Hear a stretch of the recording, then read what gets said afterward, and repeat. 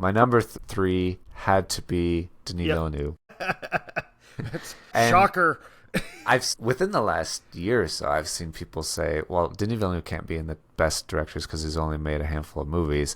I think that people didn't start paying attention to him until Arrival. Yep. And so they're like, oh, he's only made sci-fi movies. He made Arrival and Blade Runner and the Dune movies. And that's not true at all, because they need to go back and see Prisoners and Sicario and Incendies. And yeah, and then people don't realize that he started making English language movies with Prisoners, and before that he made 4 foreign language films. So Incendies is incredible, Polytechnique is incredible, and I have not seen August's 32nd on Earth and Maelstrom, but his other 9 are so incredibly strong. Even Enemy, which I don't get. I'm going to be honest with you. I don't get Enemy, but I like it enough to want to get Enemy. It's such a weird and different and confusing, but you just know that there's a lot of meaning in there, especially after seeing Arrival. Arrival, he kind of spells it out a little bit more, but it's the same kind of mind-blowingness where you're like, what is happening? Yeah, Enemy's really cool.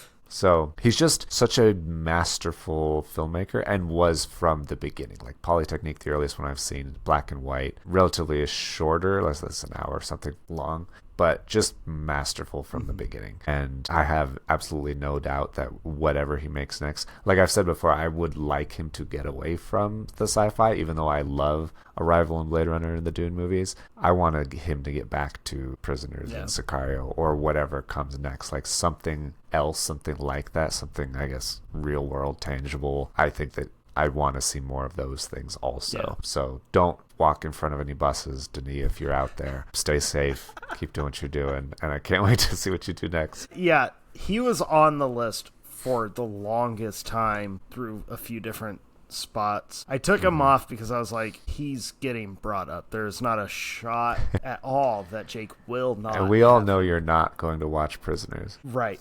Well, oddly enough, so I didn't rewatch it, but I did have Prisoners listed as like the movie that really puts him high on, and how much respect I have for him, because that one was I saw Prisoners before I saw Sicario. I just remember being affected that emotionally during that movie, to the point where it's 2025 and I still like genuinely shudder at the thought of that movie, because it's so real and it's so affecting and unnerving. He is a master filmmaker. He really is.